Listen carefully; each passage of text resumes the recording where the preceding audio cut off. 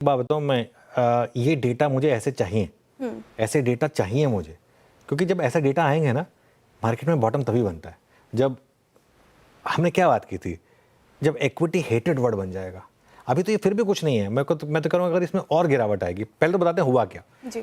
थोड़ा भरोसा गिरा, 26% इक्विटी फंड्स में निवेश गिरा आपका, 29,300 करोड़ पर आया। ये नंबर पिछले, ये नहीं सिर्फ नहीं, पहले ओवरऑल नंबर की बात हो रही है। सेकंड लाइन इस ग्राफिक में जो ओवरऑल नंबर है वो 26% गिरकर 29,303 करोड़ पर आया। उसके बाद आप लार्ज कैप देखें, मिड कैप देखें, स्मॉल कैप देखें, तीनों में बेसिकली गिरावट आई। हालांकि एक चीज रुकूंगा कि 48 स्ट्रेट मंथ था जिसमें इनफ्लो आया। ऐसा नहीं कि इनफ्लो नहीं आया है, लेकिन इनफ्लो गिरना शुरू हुआ है और एयूएम 4% गिरा। अब एयूएम 4% गिरा, उसमें एक चीज देखिए आप, मार्केट इतना गिरा था तो इस वजह से एयूएम तो गिरेगा ही, लेकिन इसमें कुछ हद तक जो म्यूचुअल फंड विड्रॉ हो रहे हैं उसका भी एक कंट्रीब्यूशन है। एमफी ने आंकड़ा जारी किया। अब आइए सिप के नंबर पर, जो सबसे इंपॉर्टेंट नंबर होता है सिप का नंबर।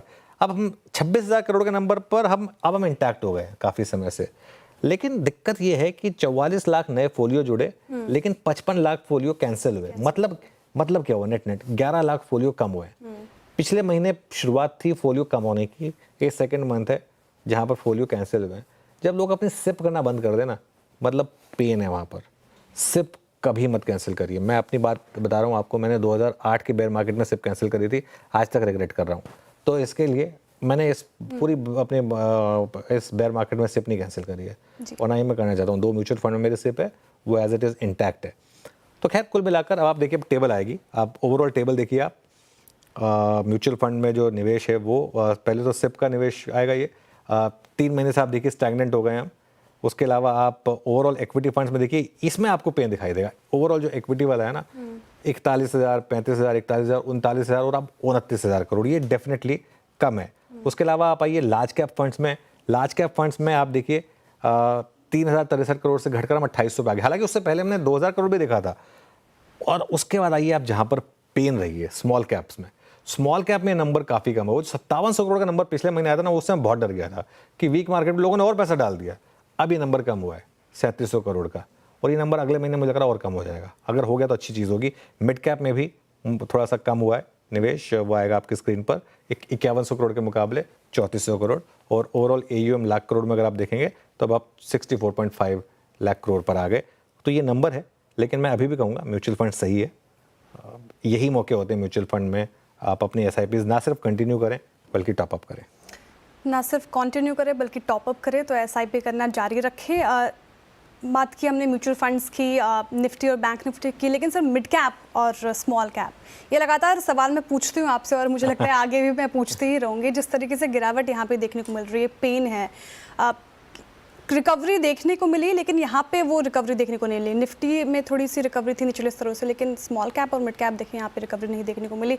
करना क्या चाहिए यहाँ पे? अभी भी क्या कुछ स्ट्रैटेजी चेंज होगी या फिर वैसे ही बने रहे? देखिए श्रेया, इसमें पता है दिक्कत क्या है मिड कैप और स्मॉल कैप में। अब वो जो एक स्टेज आई थी ना जिसमें हमने एक व्यू लिया था कि अब सारे मिड कैप और स्मॉल कैप से दूर रहे, वो स्टेज तो अब जा चुकी है।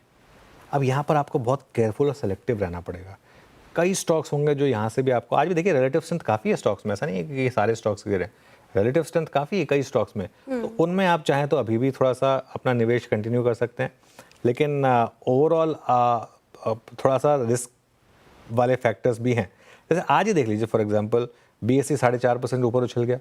दूसरी तरफ आपका मैक्रोटेक डेवलपर्स है या इंडस टावर है या वोडा है, यहाँ पे 5% की गिरावट भी आ गई। तो you have to be extremely careful mid cap और स्मॉल कैप में। ये मेरा एक व्यू रहेगा। श्रेया, चलिए अब ट्रेंडिंग काउंटर की तरफ बढ़ेंगे। बिल्कुल ठीक है।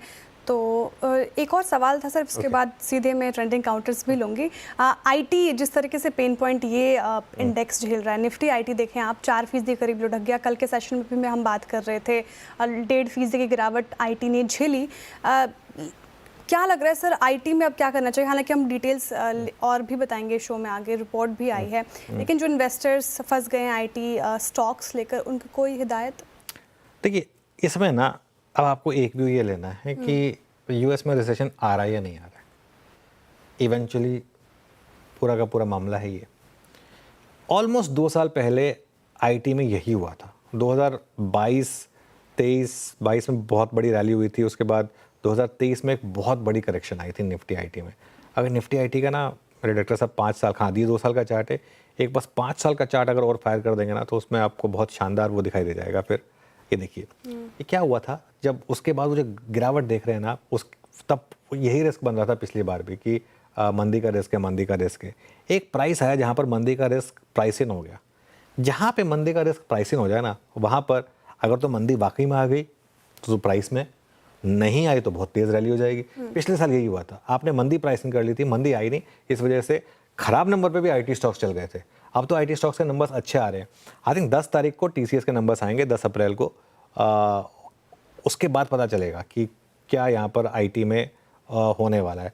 मेरा ये मानना है कि अगर आप एक प्योर इन्वेस्टर हैं, अगले 6 महीने प्योर इन्वेस्टर हैं, आंख बंद करके रेट देखे बिना निफ्टी आईटी के ईटीएफ में एसआईपी करें, आंख बंद करके।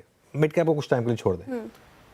ट्रेडर अगर आप हैं तो वो अलग बात है, ट्रेडर हैं तो कुछ टाइम के लिए आईटी से दूर रहे, कोई दिक्कत नहीं है। लेकिन अगर आप एक प्योर इन्वेस्टर हैं तो अगले 6 महीने के लिए निफ्टी आईटी का जो ईटीएफ है उसमें इन्वेस्ट करें, या लार्ज कैप आईटी की बास्केट बना लें, एक आध सेलेक्टिव मिड कैप भी डाल लें उसमें, और उसके बाद भावना देखें, और उसके बाद बस शांति से बैठ जाए। क्योंकि ये कंपनियां, ये हमने पहले भी कई बार सुना है कि रिसेशन आ रहा है, तो हो सकता है ये मौका भी दे रहे हो आपको। लेकिन जो भी है अभी के लिए तो कुछ टाइम के लिए तो पेन है आईटी में। और अगर आप आईटी कंपनियां हैं तो आप डोनाल्ड ट्रंप को गाली दे सकते हैं, क्योंकि ये सब के सब उनकी वजह से हो रहा है। ये पूरा का पूरा जो है ना, ये ट्रम्प टेंट्रम का कम वो है। अगर ट्रम्प टेंट्रम की वजह से हमारे यहाँ पर एक सेक्टर पे इम्पैक्ट आता है तो वो आईटी है। कुछ हद तक फार्मा भी है, लेकिन वो जो उनके टेंट्रम्स हैं वो बेसिकली जो है, अब वो खुद तो टेस्ला ले रहे हैं, नहीं, लेकिन बाकी लोगों को थोड़ा सा दिक्कत आ रही है क्या? वो विजुअल्स है क्या? थोड़ा सा प्ले कर दीजिए, और अगर वो हमारी ट्रम्प टेंट्रम की स्ट्रिंग है तो वो भी प्ले कर दीजिए। तो यहाँ पे थोड़ा सा दिक्कत तो है, उनके टेंट्रम की वजह से बाकी लोगों को थोड़ा सा झेलना पड़ रहा है। लेकिन मेरा ये मानना है कि इसको एज इन्वेस्टर अप्रोच करें, एज ट्रेडर ना अप्रोच करें अभी। चलिए आप